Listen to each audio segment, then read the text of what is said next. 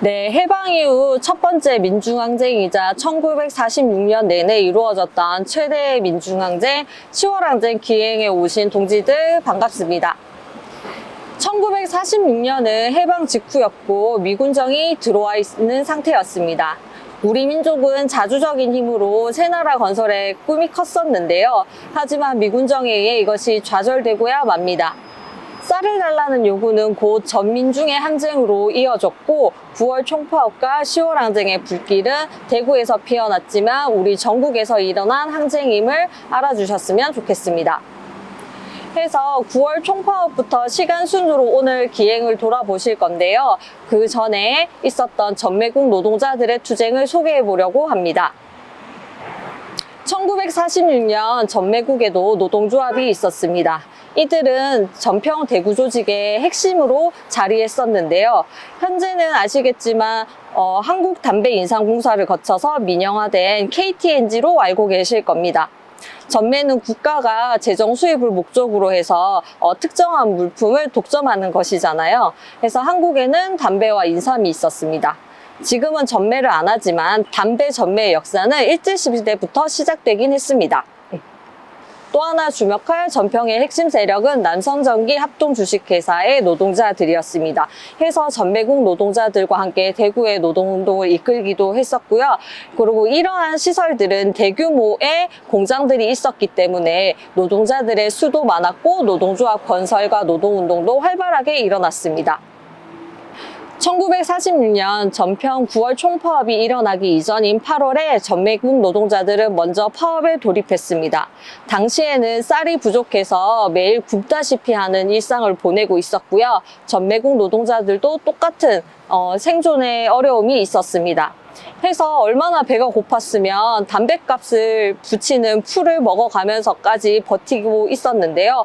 하지만 이 새로운 전매국의 부장이 풀을 먹지 말라면서 사람들을 가혹하게 다룹니다. 게다가 이 사람은 전주에서 전평을 파괴한 아주 구구 인사이기도 해서 전매국 노동자들은 이 사람을 배격하는 투쟁을 해야겠다 마음을 먹습니다.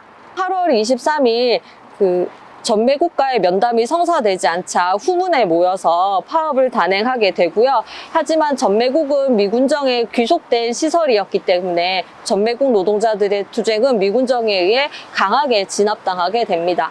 하지만 전매국 노동자들은 투쟁을 멈추지 않았고 공장에서 쫓겨났지만 밤이면 몰래 나와 공장벽에 구호를 쓰고 악질 관리들을 습격하는 등 할 수 있는 모든 투쟁들을 해 나갔습니다.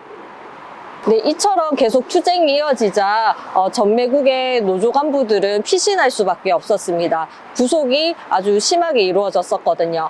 해서 직후에 9월 총파업에는 전매국이 참여를 할 수가 없었지만 10월 항쟁이 일어나자 다시 거리로 나와 역할을 하게 됩니다. 이 같은 전매국 노조의 8월에 단행한 파업은 노조별로 파편화되어 있던 투쟁을 생존권이라는 하나의 목표로 묶어내는 역할을 합니다. 해서 주변에 있었던 다른 공장 노동자들에게 투쟁의 의지를 심어주기도 했었고요. 전매국 같은 경우에는 8시간 노동제, 유급공유제, 가족수당 인상 등 당시에는 쉽지 않은 투쟁이었지만 그것을 이뤄낸 성과가 있습니다. 전국 노동자 신문에도 대서특필될 만한 결과였다고 하는데요. 이처럼 해방 직후부터 대구 지역의 노동자들은 활발하게 노동운동을 해왔고 또 전평을 중심으로 한 조직력을 강화해 왔었습니다. 이것은 훗날 10월 항쟁이 일어났을 때 민중들을 하나로 묶어내고 항쟁을 키워가는 데 큰 역할을 하게 됩니다.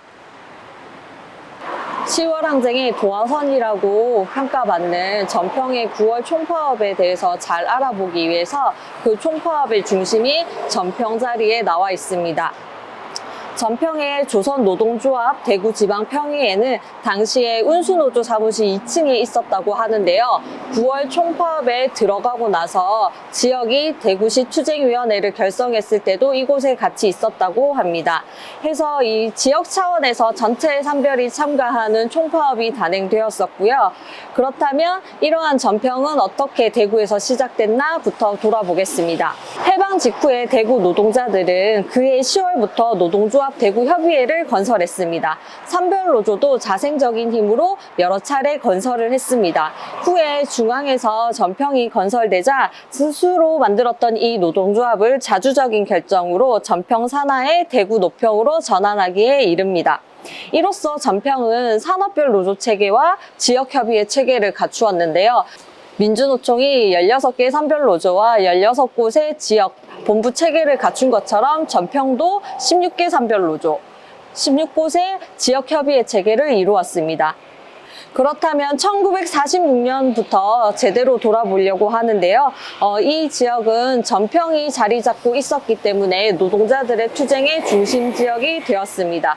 게다가 많은 노동조합들의 사무실도 대구역 인근부터 여기까지 자리하고 있었기 때문에 그야말로 노동운동의 메카라고 할 수 있었습니다.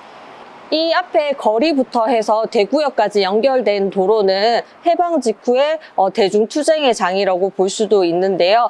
많이 형성됐던 대중단체와 진보정당 그리고 노동조합들이 대회를 열거나 집회를 하면 주로 이곳에서 이루어졌습니다. 그 집회에는 각 단체에 소속된 사람들뿐만 아니라 시민들도 수만 명씩 모이기도 했었다는데요. 당연히 그러니까 10월 항쟁 때도 이곳이 중심지였을 것입니다. 네, 해서 9월 23일 부산에서 철도노조가 총파업을 단행하고 대구에서도 24일 총파업에 들어가게 됩니다. 그래서 총파업이 시작된 후 노동자들은 매일 이곳에 모여서 연좌 시위도 하고 집회도 열면서 투쟁의 기세를 올려갔었는데요. 10월 1일 항쟁의 날에도 노동자와 시민이 모여 파업에 대한 지지 집회를 열고 있었습니다. 그때 수만 명이 모였기 때문에 경찰의 위기의식은 높을 대로 높아졌고 아래로부터의 투쟁을 막아야겠다라고 생각하게 됩니다. 그래서 불행한 첫 번째 경찰의 총격 사건이 일어나게 되는데요. 그것 때문에 노동자가 사망하기에 이릅니다. 네, 이 사진을 보시면 거리 한쪽에는 장총으로 무장한 경찰들이 구조물 뒤에 은폐하고 있는 모습이고 그 반대편에 마루보시가 있는 거리겠죠. 시위 군중 속에 여러 사람이 쓰러져 있는 모습도 볼 수 있습니다. 그래서 이 첫 번째 총격으로 사람이 죽게 된 이 상황 이후에 쌀을 달라, 일과 집을 달라, 임금을 인상하라, 투옥 중인 운동자들을 즉시 석방하라는 이전에 외쳤던 구호에 경찰이 사람을 죽였다, 경찰은 사과하고 무장을 해제하라 라는 구호가 더해지게 된 것입니다. 노동자들의 입장에서는 눈앞에서 동료를 잃은 일이었고 시민들도 거리에서 사람이 총에 맞아 죽을 수 있고 그것이 원한이 깊었던 친일 경찰들이 했던 탓이기에 이 항쟁은 필수적으로 불가피하게 더 커질 수밖에 없었던 것입니다. 네, 그래서 우리 민주노총부터 선배 노동자들의 9월 총파업을 기억하고 역사에 잘 기록해내며 10월 항쟁의 정신까지 잘 이어가는데 노력해봤으면 좋겠습니다.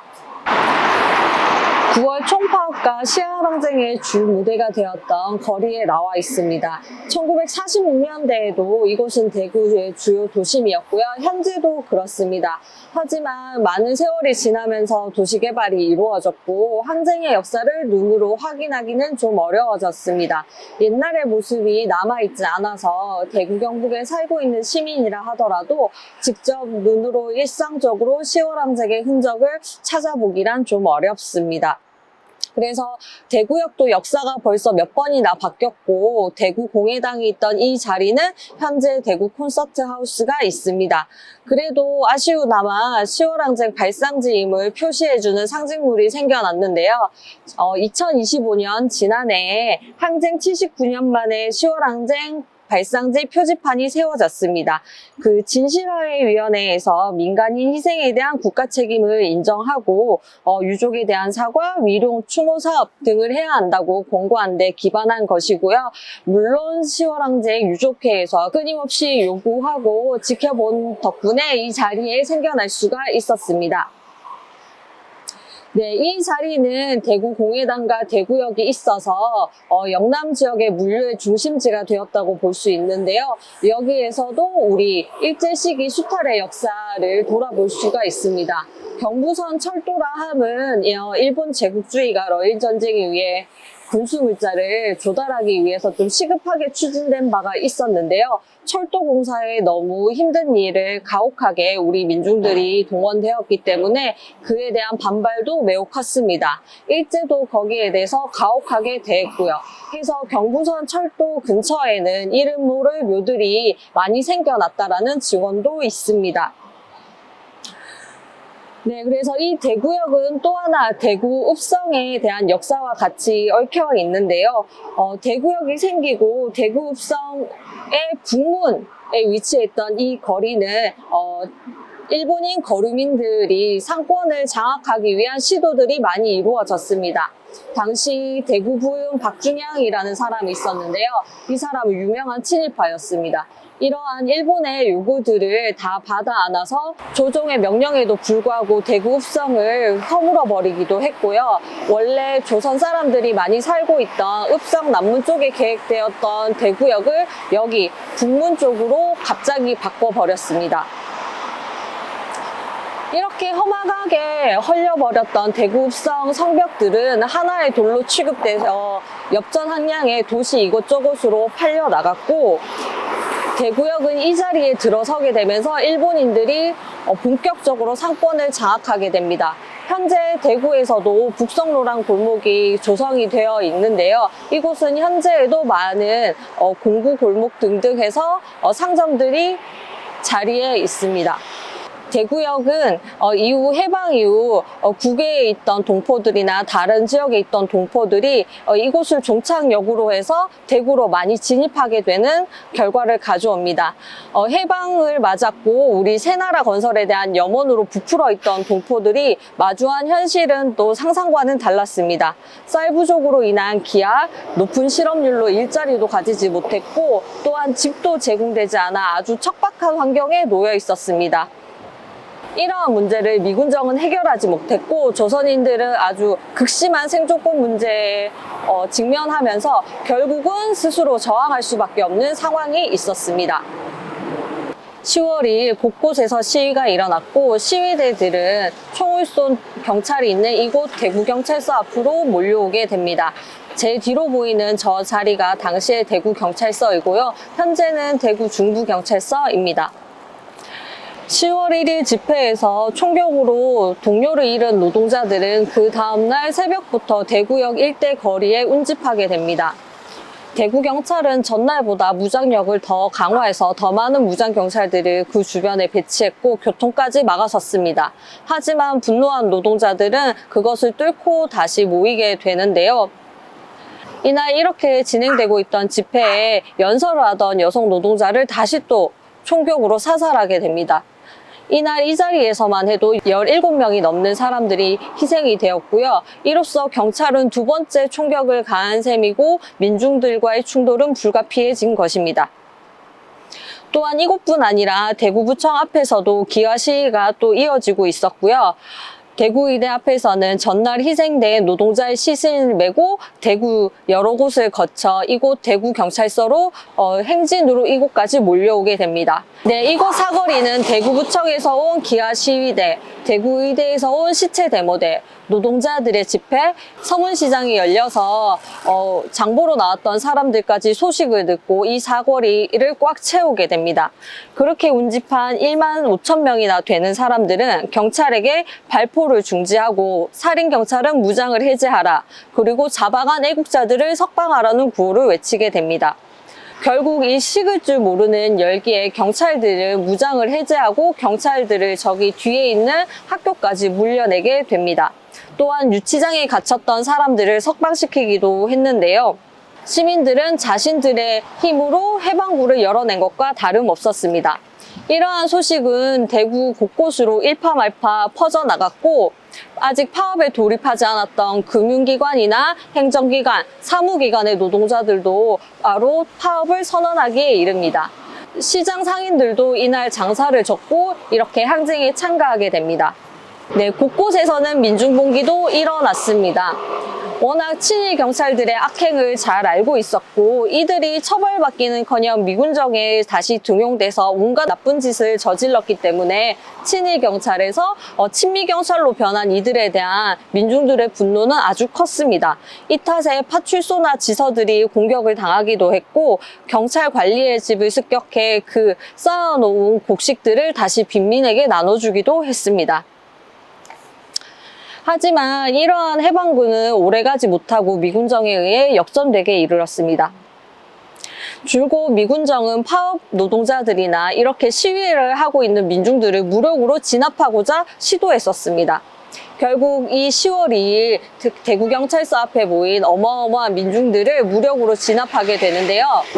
이 뒤로 보이는 사거리로 장갑차들이 밀고 들어왔고 보통 부대도 아닌 전술부대, 기관총 부대가 투입되게 이릅니다. 그리고 곧장 이후에 계엄령을 선포해서 이 땅에서 최초의 계엄령이 선포되기도 하고요. 이 계엄령으로 10월 항쟁에 참가한 사람들 그리고 건장한 남성들, 청년들이 무자비로 잡혀가게 됩니다. 그래서 이 난리통에 피신하고 해산되던 사람들의 신발이 막 벗겨져서 길거리에 나뒹굴기도 했는데요. 시장 상인들이 장사를 접고 항쟁에 참여하러 올 때 신발을 가져온 이유도 이러한 일 때문이었습니다. 미군정은 아래로부터 올라오는 투쟁을 막기 위해 무력으로 진압하려 했겠지만 결국 이것은 대구의 항쟁을 종식시켜 보였을지라도 결국은 경북을 비롯한 전국으로 퍼져나가는 계기를 만든 것과도 같습니다. 해서 대구 진압을 피해서 경북으로 빠져나간 관련자들은 경북의 항쟁의 소식을 전달했고 이를 통해서 전국으로 10월 항쟁은 계속되게 됩니다. 네, 여기는 현재 대구 시민의 휴식 공간 경상가명공원이고요. 이름 그대로 조선시대부터 가명이 있던 자리였습니다. 일제강점기를 거치면서 예전의 모습은 많이 사라졌고 공간도 많이 줄어들긴 했지만 이 공간을 온 데에는 10월 항쟁과 연관이 있어서입니다. 제 왼쪽에는 선화당이라는 건물이 있고요. 오른쪽에는 당시에 경북도청이 자리하고 있었습니다. 5번이나 연달아 일어난 그 민중들의 기화 시위가 대구부청으로 갔었잖아요. 하지만 미군정의 무능한 쌀 정책과 무지로 인해서 쌀 배급 문제는 해결되지 않았습니다. 해서 분노한 민중들은 실질적인 권한이 가진 경북도청에게 해결하라고 요구하게 됐고 이 경상가명공원 앞길을 통해서 기화 시위를 이어오게 됩니다. 네, 이처럼 쌀은 전 민중이 공통으로 가지는 고통이었고 특히 경북에도 농민이 많았기 때문에 쌀과 관련된 고통들을 이루 말할 수밖에 없었습니다. 10월 1일, 2일 항쟁을 거치면서 관련자들이 급하게 몸을 피해야 했고 그 경북으로 퍼져나간 항쟁들은 이전에 쌀로 고통받았던 과정들을 통해서 농민항쟁적 성격을 띠면서 일파만파 퍼지게 됩니다. 그래서 대구와 가까운 영천이나 칠곡과 성주에서도 아주 격렬하게 일어났고 파출소를 접수하거나 쌀 공출과 관련된 문서들을 없애기에 이릅니다. 또 안동, 의성, 예천, 선산에서도 대규모의 항쟁들이 일어났고 차례로 진압되었지만 전국으로 퍼지는 항쟁의 불길을 막을 수는 없었습니다. 해서 1946년 말까지 73개 지역에서 항쟁이 일어났고 그 규모가 3.1운동에 버금간다라고도 했습니다. 네, 여기는 지금 대구시의 자리에 나와 있습니다. 1946년에는 대구시가 아니라 대구구였고 이것은 대구부청이었는데요. 만연한 쌀 문제 때문에 시민들은 이곳에서 기민 시위를 5번이나 진행하게 됩니다. 그래서 5번째 기민 시위대는 10월 1일 항쟁에도 결합하게 되는데요. 이처럼 그럼 쌀은 왜 이렇게 해방 직후 조선에서 큰 문제였는가를 한번 짚고 넘어가야 합니다. 기본적으로 미군정은 이 나라의 점령군으로 들어왔고 조선의 실상이나 문화에 대해서 전혀 고려하지 않았습니다. 그래서 조선인에게 쌀이 얼마나 중요하고 일제 시기 내내 쌀에 얽혀있는 원한이 얼마나 큰지도 생각하지 못했습니다. 이렇게 미군정이 쌀 정책에 실패했던 과정에는요, 처음에는 자본주의식으로 쌀 시장을 자유화해서 마구 열어줍니다. 그래서 친일 자본들이나 매점 매석하려는 상업자들이 쌀을 몽땅 사들였고, 이래서 쌀이 부족해지고 가격은 천정부지로 뛰게 됩니다. 이처럼 문제가 심각해지자 미군정이 다시 쌀을 다 걷어서 배급하는 방식, 공출제를 하게 되는데요. 이러한 것은 일제강점기 내내 쌀을 빼앗겨왔던 민중과 농민들에게 다시 또 한 번 악몽을 겪어야 하는 큰 문제였습니다. 해서 사람들이 먹을 쌀이 잘 배급되지 않았고, 즉 배고픔은 늘 일상이 되는 시기가 있었습니다. 미군정은 쌀 공출로 쌀이 잘 걷어지지 않자 여름 보리까지 손을 대게 됩니다. 그 힘든 보리 고개를 지나고 나서 여름 보리가 나오면 사람들이 조금 숨통이 튀어지는 것이었는데, 이러한 여름 보리까지 공출하겠다는 것은 정말 도를 넘는 일이었고, 일제의 악몽보다 더 큰 고통을 주는 일이었습니다. 게다가 1946년은 더 어려운 시기였는데요. 이렇게 매일같이 배를 고프고 사람들이 힘이 없어서 늘어져 있는데 콜레라가 발병하게 됩니다. 콜레라를 글로 쓰면 호열자라고 부르는데요. 호랑이가 살점을 베어가는 것처럼 아픈 병이라는 겁니다. 안 그래도 먹지 못해서 몸이 약해져 있고 힘든 사람들이 이처럼 큰 고통의 병을 앓고 있는데, 게다가 대구 경북에선 걸렸던 사람들의 절반이 죽기에 이르렀어요. 이렇게 문제가 심각해지자 병을 막겠다면서 대구의 교통을 다 봉쇄하기에 이릅니다. 하지만 그때 대구의 사람들은 경북에 있는 친척에게 가서 쌀을 구워올 정도로 겨우겨우 양식을 구하고 있었는데, 병의 전염을 막으려고 교통까지 막자 굶어 죽거나 병에 걸려 죽거나 아주 큰 위기에 봉착하게 됩니다. 하지만 미군정은 이러한 문제들도 굉장히 해결하는 데 능력이 없었고, 민중들의 고통은 더 커져가기만 했습니다. 해서 대구 구민들은 부족한 쌀 문제를 해결하라면서 책임 있는 이곳 대구구청에 시위를 조직해서 나왔고, 그것이 1946년 초부터 1946년 10월 항쟁까지 5번에 일어나게 됩니다. 10월 1일 이날도 부녀동맹이 주도해서 기화 시위가 있었는데요. 사람들이 쌀자루를 들고 와서 쌀을 달라, 콜레라 때문에 막힌 교통을 열어라 라고 요구를 하면서 난리가 났었는데, 경찰들이 무작위로 이들을 해산하려고 시도하면서 한 노파가 곤봉에 맞고 쓰러지는 등 아주 인산인해가 되었습니다.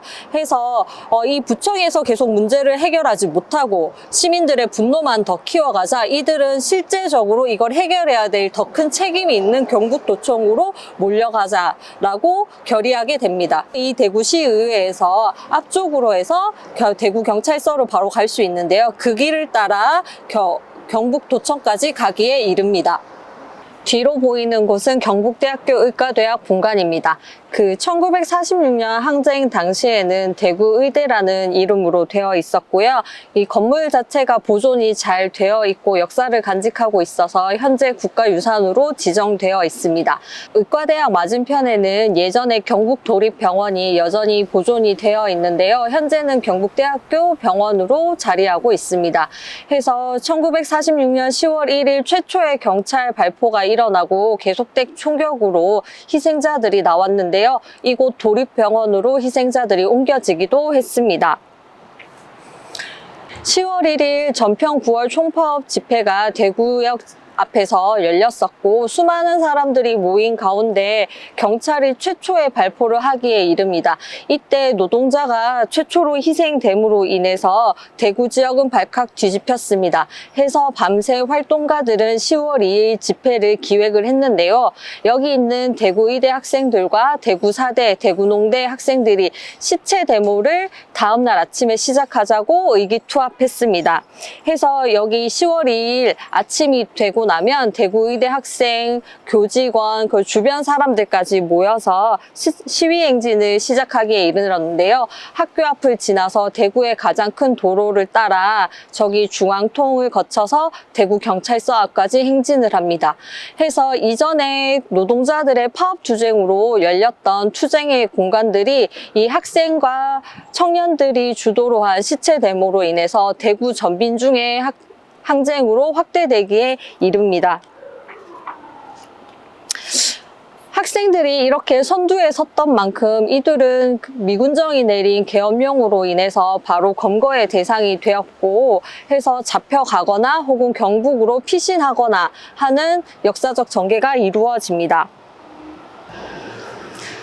당시 대구의대 학생회장이었던 최무학이 이를 이끌었다고 하는데요. 최무학의 가족들이 겪었던 일대기를 통해서 10월 항쟁 이후의 역사가 어떻게 되었는지 우리가 지켜볼 수가 있습니다.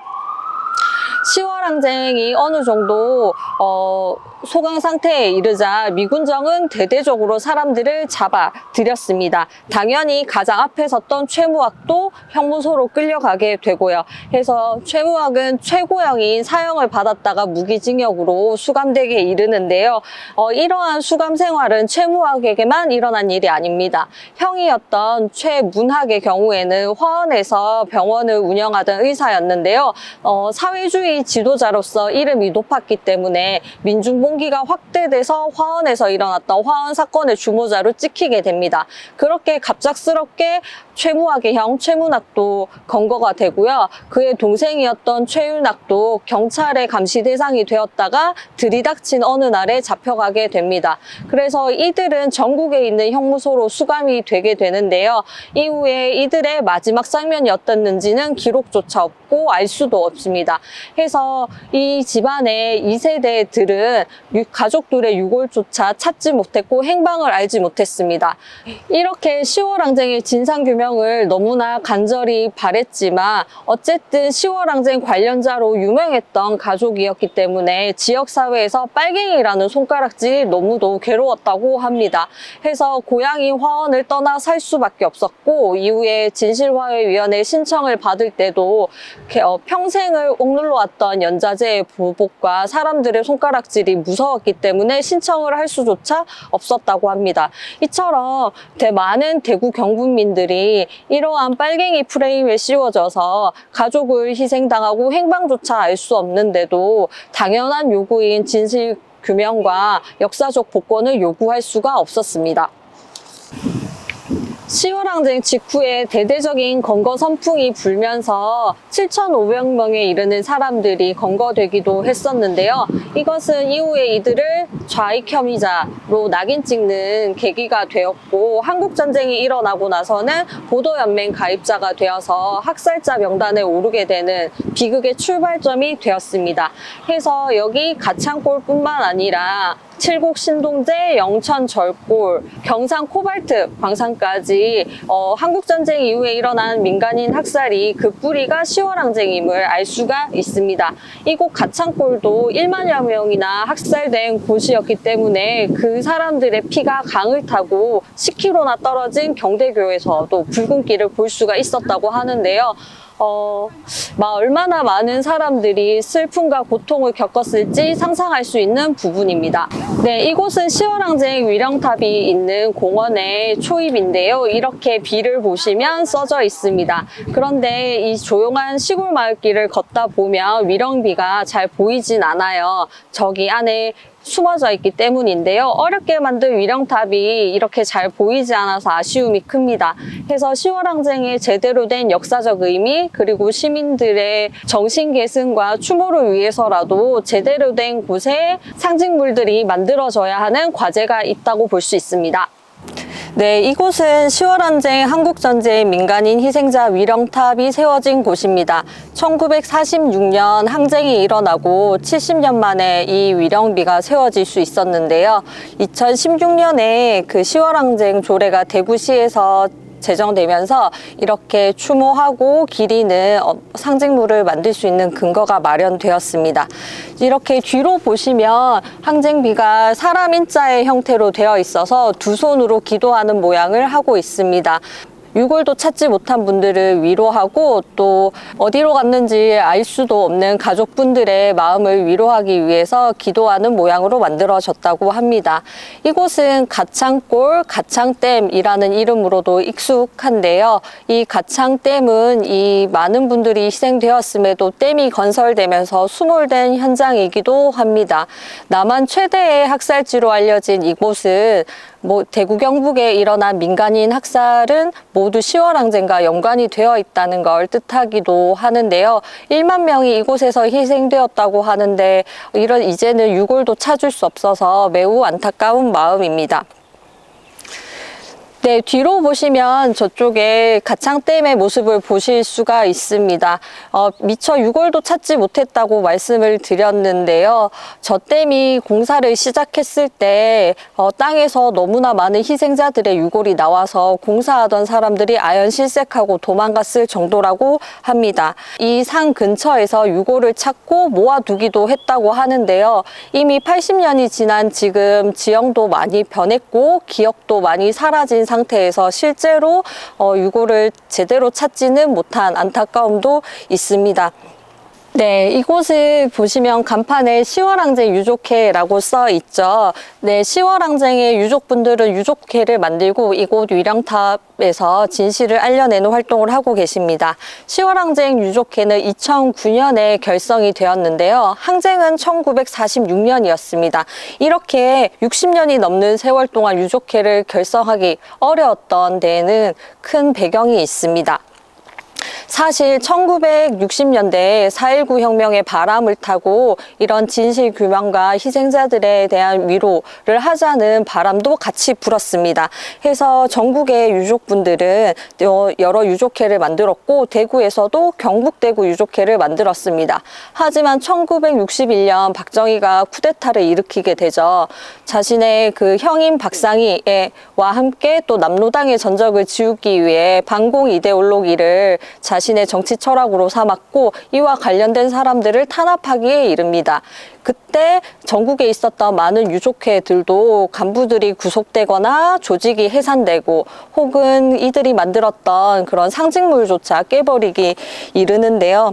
10월 항쟁과 민간인 학살 문제를 해결하고자 했던 많은 사람들이 이렇게 용공에 몰리면서 많은 탄압을 받았습니다. 해서 그들은 당연한 희생자에 대한 위로나 진실 규명의 요구들을 묵살당하거나 혹은 감시받거나 탄압받거나 하는 삶을 살 수밖에 없었는데요. 이후 2006년에 진실화해위원회 활동이 다시 재개될 때까지 많은 유족들이 활동할 수가 없었습니다. 그렇게 해서 10월 항쟁 유족회도 2009년이 되어서야 다시 결성을 하고 몇 년간의 준비 끝에 10월 항쟁이라는 이름 그대로 유족회를 만들 수가 있었습니다.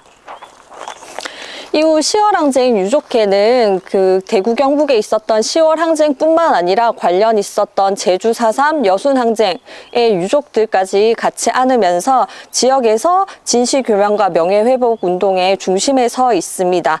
그래서 전국 유족회 중에서 항쟁의 이름을 사용하고 있는 자랑스러운 유족회인데요.